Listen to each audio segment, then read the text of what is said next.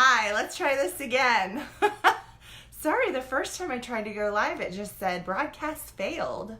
So I am going to try to get Betsy back on there again. There she is. Betsy Duckworth is watching. We're going to have a stronger signal this time. Hey, Cody. Yeah, I tried to do this the first time. Here we go. Here, I'm going to scoot over. There we are. Hello. Hello. Sorry, the first time it said broadcast failed, and then I saw that. Like I was trying to start over. Okay, I haven't looked at myself. Oh, okay. Yeah, everybody's gonna be like, her hair's down. And it's a Thursday. I know. It's usually only down on like Mondays or Tuesdays. Oh yeah. All right.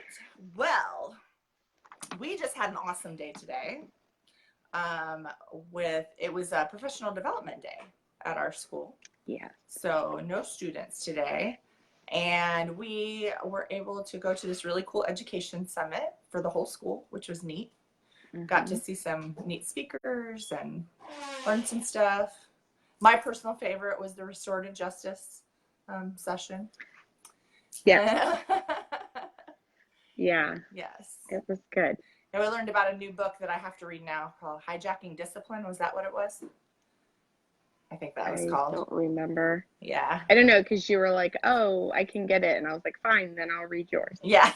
Well. So I didn't put it in my Amazon account. Yeah, I looked because I wanted to buy it for Audible, and they didn't have it on Audible. So I was like, all right, I'll buy the paper book. Because I'm a. Well, I liked the other book, though, by George Couros. Mm-hmm. Yes. Yes, The Innovator's Mindset, another really good one. He's got his new book that's out now called, Learning Inside the Box? Innovating inside the box. Yeah, exactly. It's not out on audio yet, though. No, not yet. So. Sorry. Jenny and I like to listen while we drive. Yep, while I'm driving. Yeah, exactly. Yes. All right, so let's get to this week's topic. This is the last, oh my gosh, Betsy. You know what I just realized? What? We've been doing this exactly 1 year. I think this was the first week we went live in October, because it was only 1 week in October that we went live. Okay, this is not October. Oh, this no, is you're September. right. We still have a whole nother month. See, this is why I need her. She keeps me honest and remembering what month it is. Wow. Hey, your cat's joining this week, not mine. Is it? Yeah. Oh, he is back there. Hey, buddy. Yep. There's Jasper. Say hi, Jasper. Please don't lick your private parts for people. Okay. So anyway, this week, so we'll talk about our 1 year anniversary next month. So sorry. Yeah. All right. So last week of September, we're still talking about other health impairments. So hi, Carrie Stanley. Hey, I'm gonna set my timer. Okay, you're setting the timer for us. Good. Keep me on track.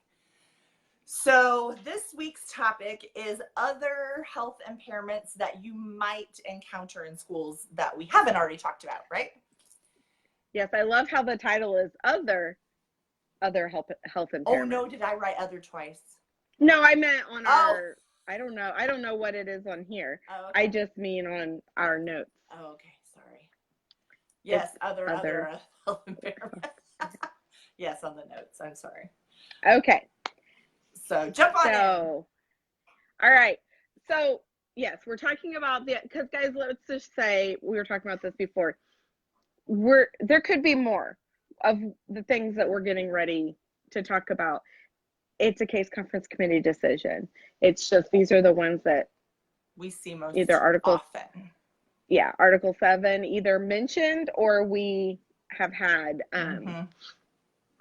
in the past. Right. It's kind of that catch-all medical category if you don't fit into any other category.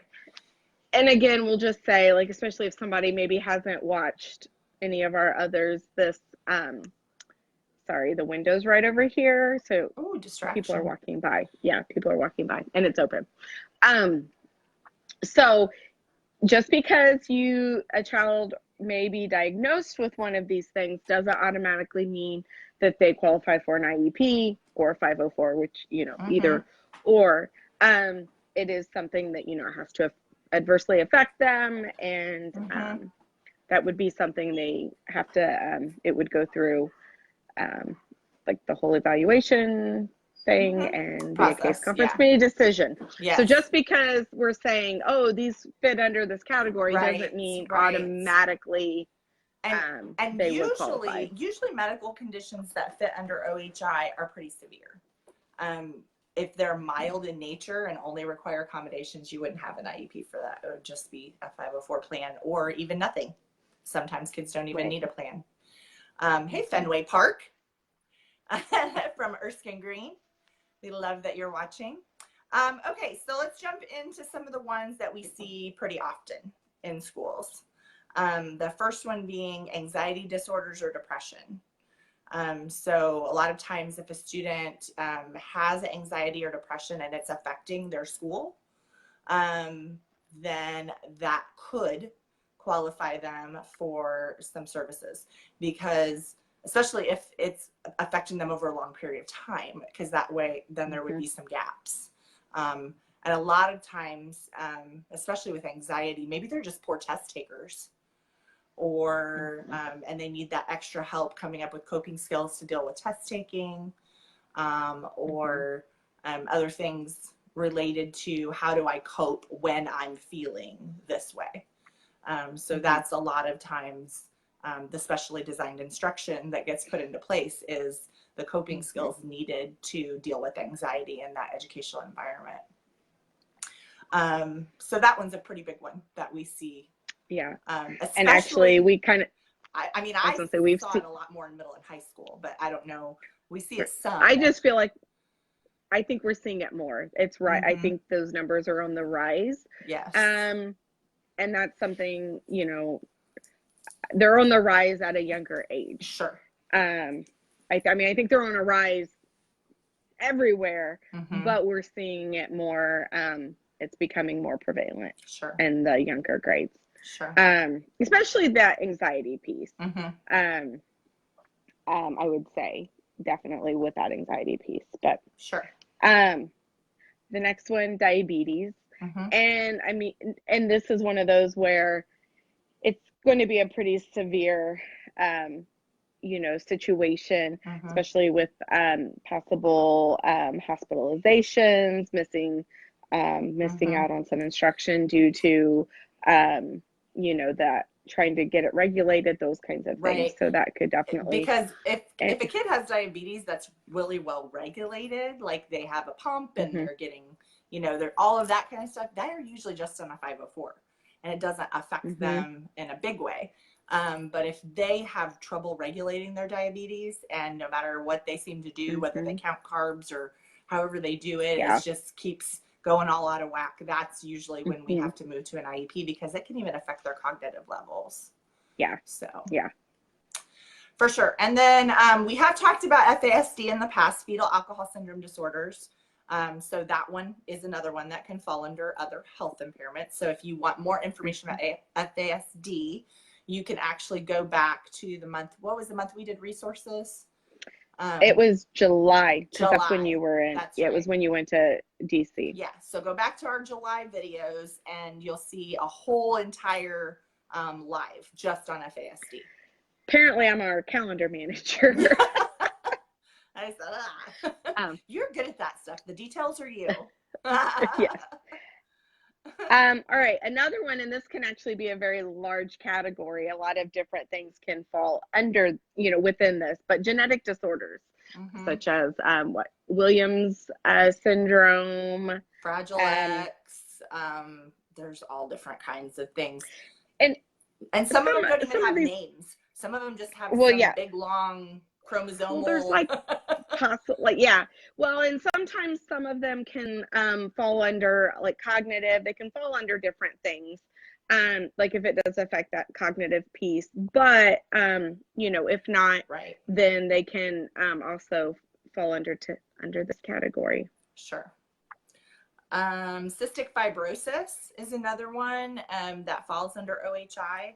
A lot of times those kiddos really struggle with, they might have to leave class a lot to go take care of their health needs in the nurse, or they might miss school because of having a real severe attack where they get hospitalized. The cystic fibrosis can pretty much take over somebody's life. Hey, Vicky Scott. Hi, Vicky.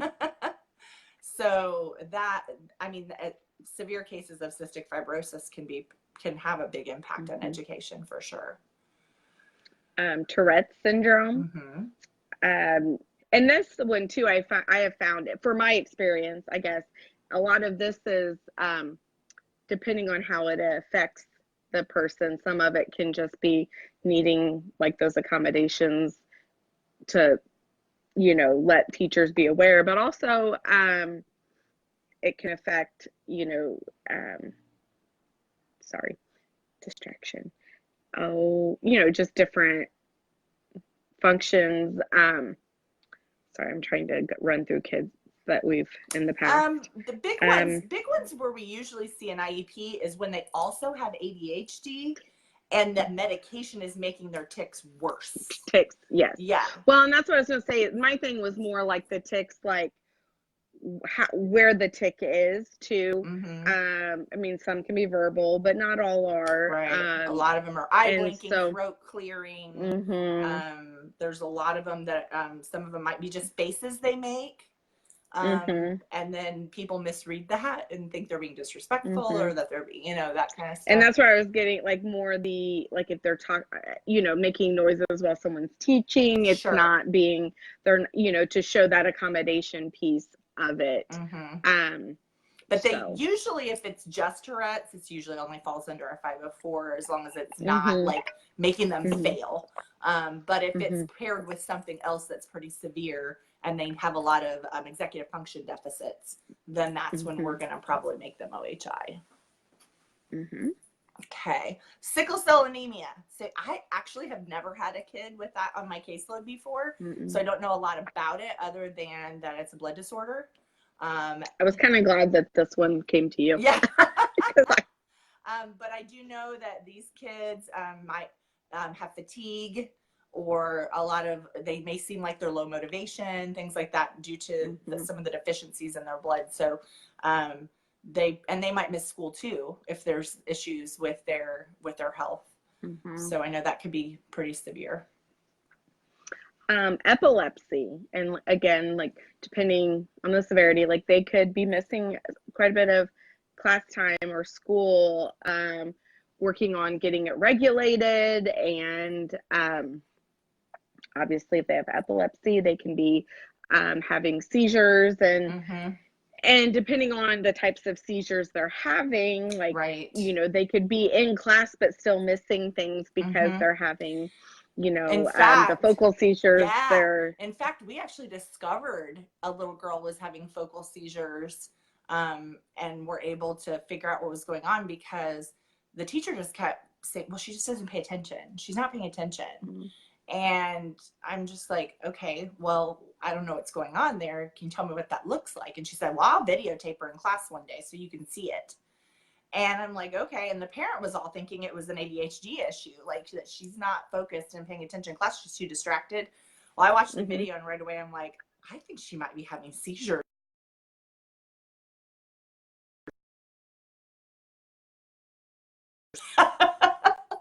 Are you still there? Yeah, you froze on me though. Yeah, somebody tried to call me. I forgot to put my do not disturb on.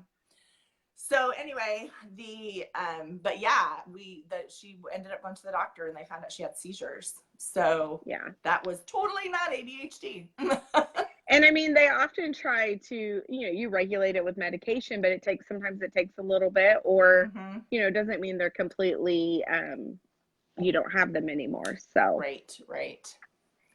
So some kids like that have some forms of cancers like leukemia, things like that might be affecting their education because they have to miss school or they have treatments and things like that. We have to make some specially designed instruction for them in order to help them access education, that free appropriate public education. So if a kid has cancer or a form of leukemia or things like that, then that could definitely fall under OHI for sure. Mm-hmm.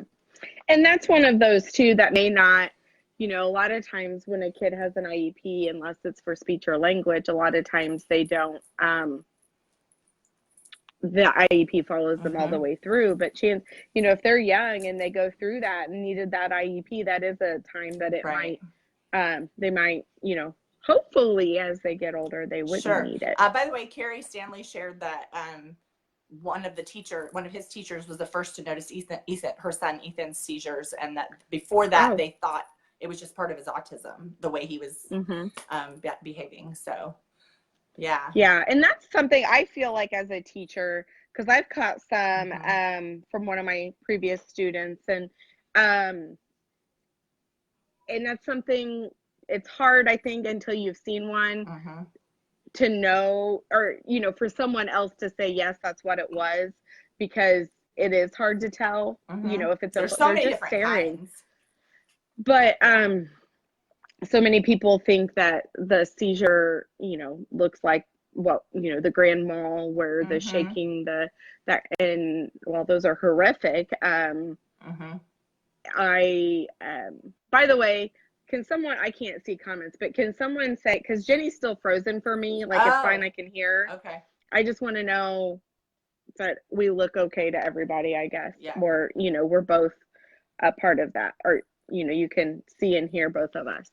But anyways, that's definitely something I think as a teacher, even if you don't have a kid in your class with epilepsy, or you don't have a child that has a history of seizures, I think that you should, you know, I'm sure, educate yourself about them and to find out and know what they could look like, because you know, those, especially those focal seizures, they just look like they're staring. But you know your kids, you know, you get to know them, and you know that if they are staring off and you say their name, they, you know the ones that'll typically respond.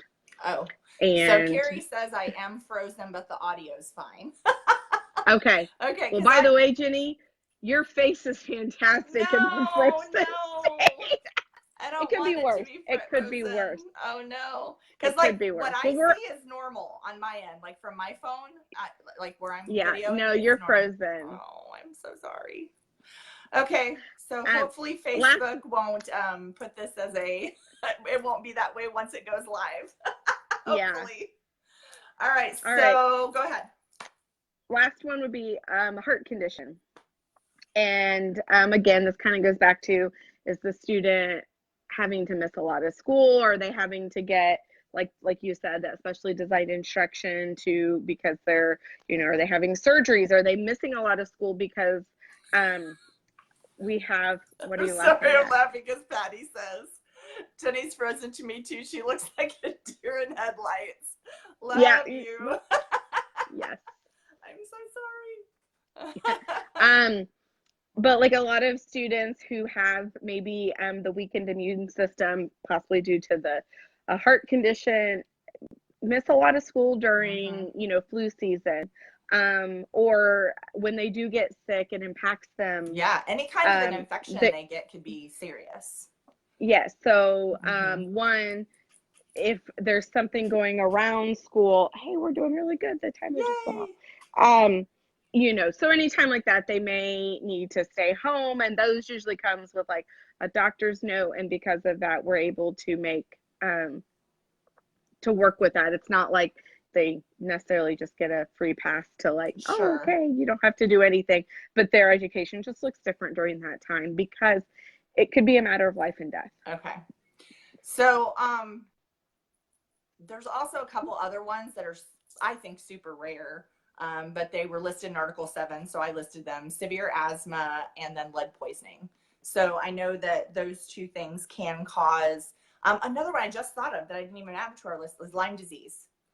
We actually had a student with Lyme disease at a private school where, but then I think he moved. So one of our students with a service plan at the private school had Lyme disease, and that's why he had a learning disability. But they had him under OHI. So, okay. So there's kind of, I don't know, like one other big thing we wanted to talk about. Hey, Leah. Leah, do I look frozen to you? I'm wondering if it's just the people that were on when my call came. Or if it's everyone jumping on that sees me frozen. So, and that is, when do you make, what's the difference if you have a medical condition between when you make that child an other health impairment or an emotional disability?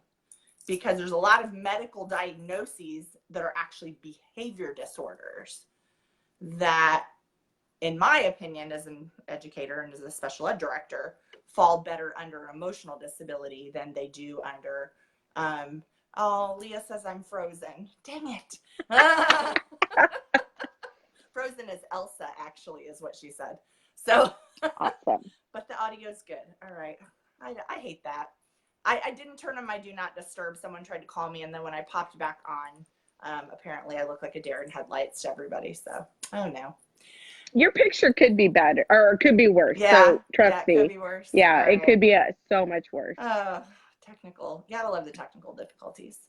So, but I would say for things like reactive attachment disorder or mood disorders, what is some of the other ones that are like more behavior disorders?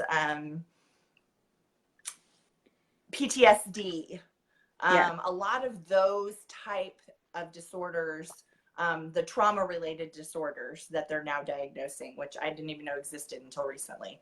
But they're actually like trauma related such and such disorder, or that kind of thing. Those all, especially if there's a lot pretty severe behavior that goes along with that, fall better under that emotional disability category. Selective mutism is also sorry. more I of knew a there was behavior one we had talked disorder about than it is a an other health impairment. So the ones where behavior is the main concern and is what's causing them to not access education, I would definitely go with emotional disability over other health impairment. Yes. So, okay. Well, if you guys have any others that you've encountered or you want to share about, please do. Because that would be I think that'd be interesting, because I mean, right, especially if you're watching on replay later and you're like, I'm a teacher and I've seen this as an other health impairment.